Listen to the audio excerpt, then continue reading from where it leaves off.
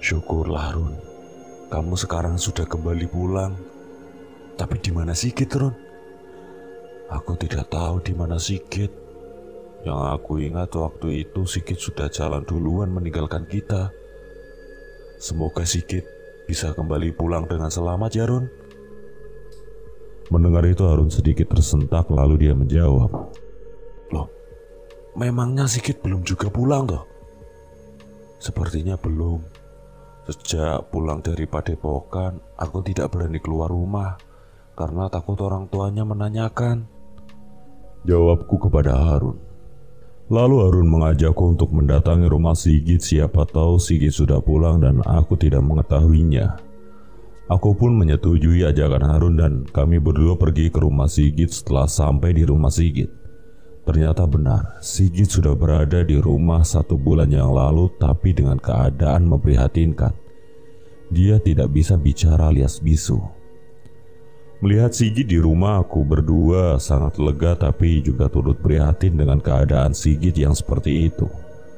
Lalu aku meminta kepada Sigit untuk menceritakan tentang dirinya selama dia hilang di Gunung Lawu waktu itu.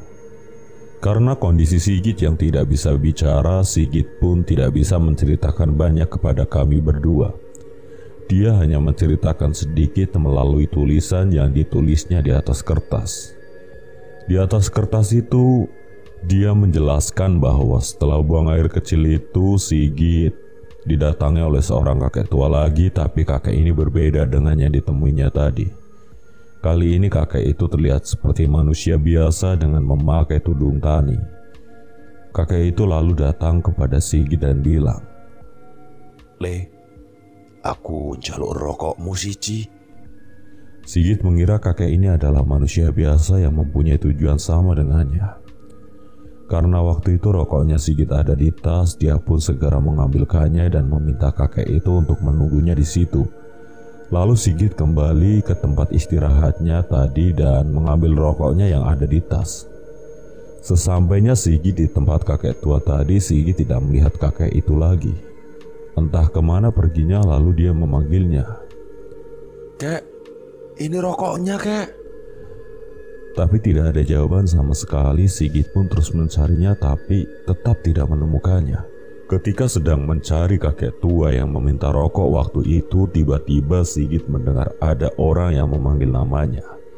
Karena suara yang memanggilnya itu benar terdengar seperti suara Yadi, Sigit pun menjawabnya. Dan setelah dia menjawab suara yang memanggilnya itu, tiba-tiba dia merasa mulutnya sedang dibungkam oleh seseorang dari belakang hingga dia pingsan. Setelah sadar dari pingsannya, Sigit merasa kebingungan karena tiba-tiba saja dia berada di sebuah gubuk yang belum pernah dia lihat sebelumnya. Karena merasa tempat itu asing baginya, Sigit pun segera berjalan untuk mencari jalan pulang, tapi tidak menemukannya. Dia juga sempat menjumpai sebuah perkampungan yang semua penghuninya berwajah aneh. Beberapa kali dia mencoba bertanya kepada orang-orang berwajah aneh tersebut, tapi dia tidak bisa berkomunikasi dengannya karena dia merasa mulutnya tidak bisa bicara, hingga akhirnya membuat dia putus asa.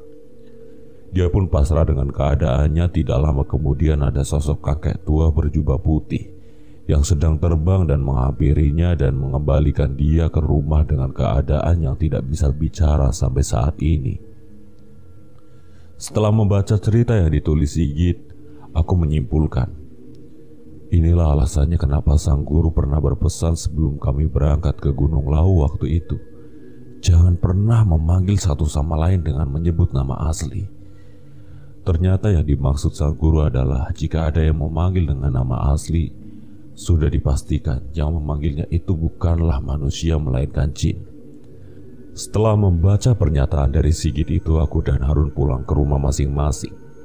Keesokan harinya, Harun kembali mendatangiku ke rumah dan mengajakku ke kampung yang berinisial S untuk menemui kakek yang pernah menolongnya untuk balas budi.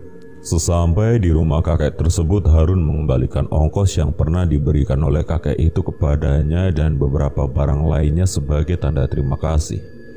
Mereka juga menceritakan tentang pengalamannya, tentang ilmu kejawen yang dipelajarinya. Dan kakek itu berpesan pada mereka untuk mempelajari ilmu kejawen.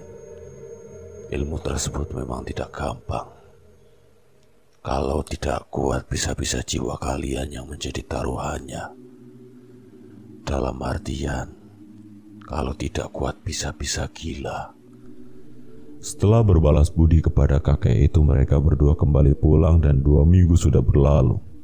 Aku harus kembali ke Padepokan untuk mengabdi.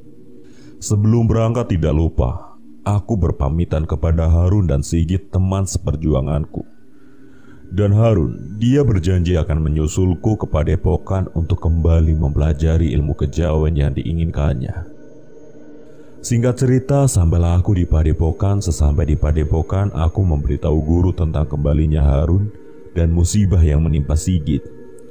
Mendengar itu, guru hanya tersenyum sambil bilang, "Itulah sebabnya aku memintamu pulang." Mendengar itu aku heran, ternyata sang guru sudah tahu. Lalu aku lanjut berucap, "Tapi kasihan sama Sigit, dia tidak bisa bicara."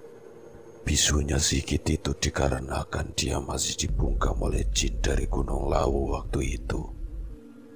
Lalu, apa ada cara untuk menyembuhkan Sigit? Tidak ada. Yang membungkam mulutnya itu adalah bangsa jin. Karena dia sudah pantang aturan yang pernah saya berikan. Hari berganti, bulan berganti, dan tidak terasa 1 tahun telah berlalu. Selama 1 tahun itu di Padepokan, aku sudah belajar banyak dari sang guru.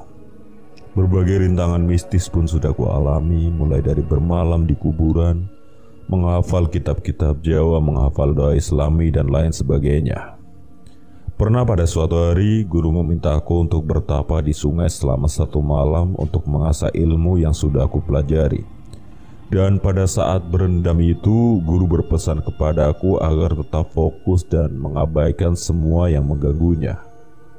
Pada saat berendam itu banyak sekali gangguan mistis yang kualami. Salah satunya adalah ketika sedang bertapa, aku sempat didatangi 2 ekor buaya putih dan akan memangsaku. Tapi dengan ilmu yang sudah pernah diajarkan oleh guru, aku berusaha menenangkan 2 ekor buaya itu hingga akhirnya aku selamat dari ancaman buaya tersebut. Ternyata buaya yang menggangguku itu bukanlah buaya biasa, melainkan buaya gaib penunggu sungai itu. Ketika sepertiga malam, aku juga sempat melihat ada beberapa orang wanita yang mengenakan pakaian khas Jawa kuno sedang mandi di sungai tersebut. Salah satu wanita itu sempat mengajakku untuk masuk ke dasar sungai dengan tujuan ingin menjadikanku sebagai pengikutnya. Tapi aku tetap fokus bertapa dan mengabaikannya sesuai saran dari guru. 1 malam telah berlalu dan aku telah berhasil menyelesaikan pertapaanku. Ketika hari sudah menjelang subuh, setelah itu aku kembali ke Padepokan. Setelah sampai di Padepokan, pagi harinya aku menemui sang guru dan menjelaskan tentang kejadian yang kualami selama bertapa. "Kamu akan bisa berjalan di atas air sungai itu, ya. Tapi kamu harus mengamalkan beberapa amalan yang akan kuberikan kepadamu," ucap guru kepadaku. Aku tidak begitu paham dengan perkataan guru waktu itu. 2 tahun lamanya aku tinggal dan mengabdi di Padepokan untuk mendalami ilmu kejawen. Selama 2 tahun itu aku sudah lebih banyak belajar dari sang guru, dan pada tahun 2001 Harun menyusulku kembali ke Padepokan dengan tujuan ingin belajar ilmu itu lagi. Sesampai di Padepokan, Harun menemui sang guru dan sang guru kembali menerima Harun dengan senang hati. Harun pun menerima banyak amalan dari sang guru, dan pada suatu ketika, tepatnya bulan Suro, guru memerintahkan kepada kami berdua pergi ke sebuah air terjun untuk bertapa dan dilanjut dengan perjalanan malam untuk mengambil sebuah batu yang letaknya ada di Gunung Wilis. Mendengar perintah itu, Harun merasa tidak yakin, mungkin dia trauma dengan kejadian yang pernah dialaminya di Gunung Lawu waktu itu. Kami berangkat diantar oleh sang guru ke sebuah air terjun yang terletak di dekat Gunung Wilis. Kami berangkat pada sore hari dan sesampai di air terjun itu sekitar jam 10 malam. Sesampai di sana, sang guru memberikan berbagai instruksi yang harus kami patuhi. Setelah itu sang guru meminta untuk istirahat dan menyiapkan diri masing-masing. Sekitar jam 12 malam, kami pun mulai bertapa di bawah air terjun dan beberapa gangguan mistis pun kualami. Ketika sedang bertapa itu, tiba-tiba aku mendengar ada suara raungan macan. Mendengar suara itu spontan aku hilang fokus dan aku mencari sumber suara itu. Ternyata suara raungan macan itu keluar dari mulut Harun yang sedang fokus dalam bertapanya. Melihat itu adalah suara Harun, aku pun melanjutkan bertapaku dan memfokuskan pikiranku lagi. Tidak lama kemudian aku mendengar suara seperti gamelan dari atas tebing yang terdengar sangat merdu hingga membuatku tidak bisa fokus lagi dalam bertapa. Tapi syukurlah satu malam telah berlalu dan kami telah menyelesaikan bertapa. Setelah selesai bertapa, guru meminta kepada kami istirahat dan mempersiapkan diri untuk perjalanan nanti malam ke Gunung Wilis. Singkat cerita, malam berikutnya kami akan melakukan perjalanan malam ke Gunung Wilis untuk mengambil sebuah batu. Sebelum berangkat, sang guru memberikan berbagai instruksi yang harus kami perhatikan. Kalian harus naik ke gunung itu dan mengambil sebuah batu yang letaknya ada di dalam sebuah goa. Dan ingat, goa itu bukan sekedar goa. Itu adalah tempat bertapanya sosok makhluk yang menyerupai monyet. Lalu aku bertanya, apakah sosok itu tidak akan marah jika kami mengambil batu dari dalam goa itu? Tidak, asalkan kalian selalu menjaga sopan santun dan jangan lupa permisi ketika akan masuk dan mengambil batu tersebut. Apa saja yang harus kita hindari selama perjalanan? Selama perjalanan kalian harus menjaga hawa nafsu dan sopan santun, jawab sang guru. Setelah memberikan beberapa instruksi itu, sang guru lalu memberikan sebuah pedang kepadaku dan lanjut berucap, pedang ini untuk bekal perjalanan kalian. Gunakan untuk melindungi diri kalian, tapi ingat, jika kalian bertemu dengan sosok ular jangan dibunuh, karena kalian tidak akan sanggup. Tapi kalau selain ular kalian bisa membunuhnya jika mereka hendak menyakiti kalian. Aku pun menerima pedang yang diberikan guru. Harun dia sedikit merasa trauma dengan perjalanan kali ini, karena mengingat dia pernah dibawa oleh jin ke alam lain ketika melakukan perjalanan malam di Gunung Lawu waktu itu.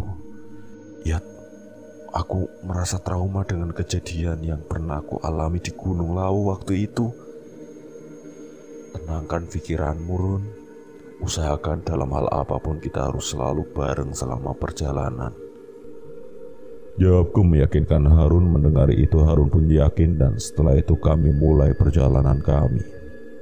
Mulai berjalan, di awal-awal perjalanan kami tidak ada kendala apapun. Hanya melihat beberapa monyet yang memang tinggal di hutan tersebut dan tidak mengganggu. Sekitar beberapa jam kami berjalan, tiba-tiba kami dihampiri oleh seorang wanita yang sangat cantik dan anggun.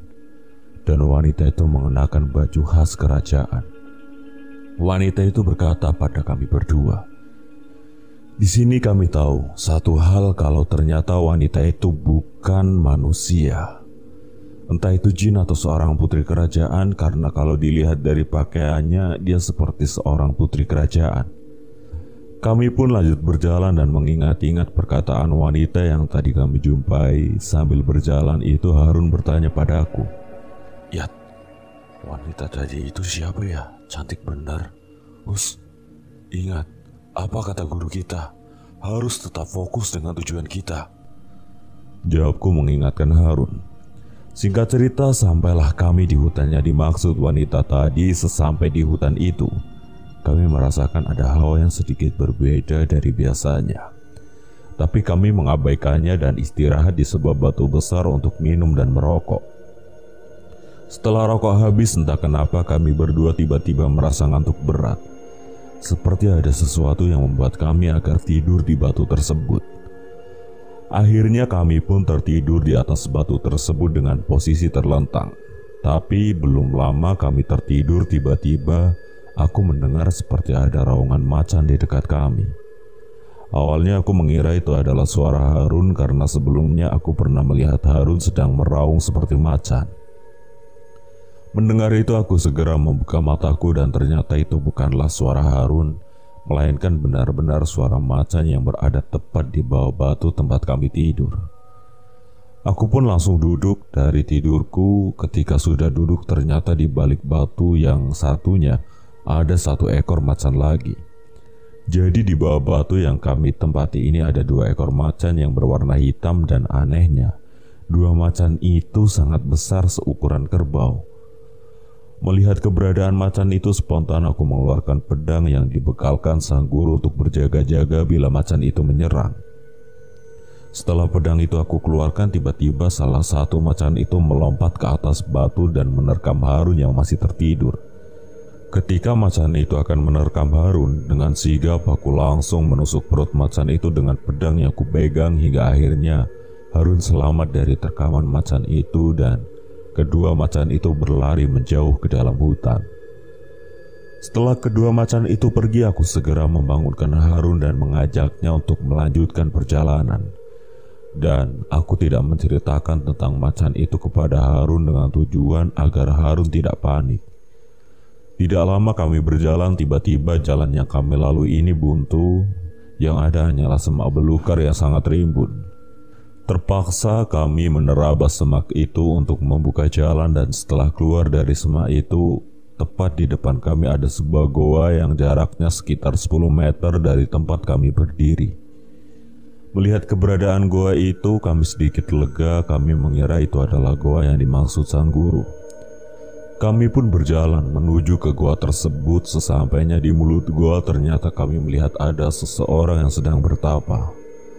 Orang itu terlihat sangat tenang dengan ciri-cirinya hanya memakai celana pendek dan seluruh tubuhnya penuh dengan bulu. Orang itu berwajah hitam legam dengan bulu yang berwarna abu-abu. Kami memberanikan diri untuk masuk ke dalam gua tersebut dan tidak lupa permisi. Pelan-pelan kami masuk ke dalam karena kami tidak ingin mengusik seorang petapa itu. Sesampai di dalam akhirnya kami menemukan sebuah batu yang dimaksud sang guru itu dan aku segera mengambilnya lalu membawa batu itu turun. Sebelum meninggalkan gua itu aku berkata, "Amit bah, aku mau ngarep nggawa watu iki mudun." Setelah kata-kata itu kuucapkan, kami pun kembali turun dengan membawa batu itu. Berjalan turun di tengah-tengah perjalanan, tiba-tiba kami melihat ada seekor ular yang sangat besar sedang melintas di depan kami. Tapi ular itu aneh. Dia tidak berjalan seperti ular pada umumnya. Dia berjalan seperti ular kobra, tapi itu bukan ular kobra, melainkan lebih mirip seperti ular sanca. Melihat itu Harun sangat panik. Dia memintaku agar membunuhnya, tapi aku mengingat pesan dari sang guru bahwa kami tidak boleh membunuh ular karena kekuatan kami tidak akan sanggup membunuhnya. Akhirnya kami membiarkan ular itu berjalan melintas karena di sisi lain ular itu tidak mengganggu. Setelah ular itu melintas, kami lanjut berjalan lagi hingga sampai di bawah sekitar sebelum subuh. Sesampai di bawah, aku memberikan batu itu kepada sang guru. Kemudian sang guru meminta kami agar sholat subuh dan istirahat sebentar sebelum kembali ke padepokan.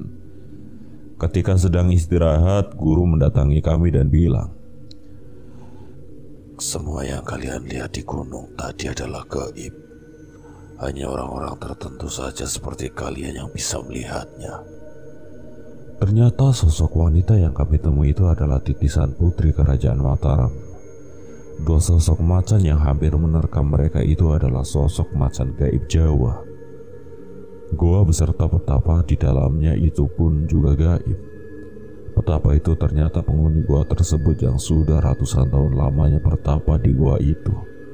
Sedangkan ular besar yang mereka jumpai itu adalah penghuni Gunung Wilis. Singkat cerita, sampailah kami di padepokan. Sesampai di padepokan, aku mengembalikan pedang yang pernah diberikan oleh sang guru kepadaku waktu itu. Tapi sang guru tidak ingin menerima pedang itu karena menurut sang guru pedang itu sudah cocok denganku, jadi pedang itu diwariskan kepadaku. Kami pun lalu istirahat melepas penat setelah 1 hari 2 malam melakukan petualangan malam. Ketika sedang istirahat, aku bilang kepada Harun tentang dua macan yang hampir menerkamnya dan tentang suara macan yang sempat keluar dari mulutnya. Mendengar penjelasan dariku, Harun sedikit tidak percaya karena dia tidak merasa seperti ada yang sudah kukatakan.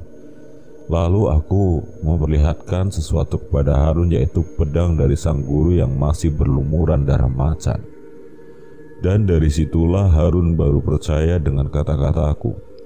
Singkat cerita, setelah bertahun-tahun kami mengabdi di padepokan, akhirnya aku diizinkan oleh sang guru untuk meninggalkan padepokan dengan ilmu kejawen yang sudah aku peroleh darinya. Sedangkan Harun, dia masih harus lebih lama lagi mengabdi di padepokan. Di rumah ilmu itu aku gunakan untuk menolong orang yang membutuhkan, seperti orang yang terkena santet, orang yang terkena gangguan jin, dan lain sebagainya. Hingga saat ini aku masih sering datang ke padepokan untuk sowan dengan guru, juga sekalian menemui Harun yang masih tinggal di sana. Dan pedang pemberian dari sang guru itu masih kusimpan sampai sekarang dengan kondisinya yang berlumuran darah macan. Sekian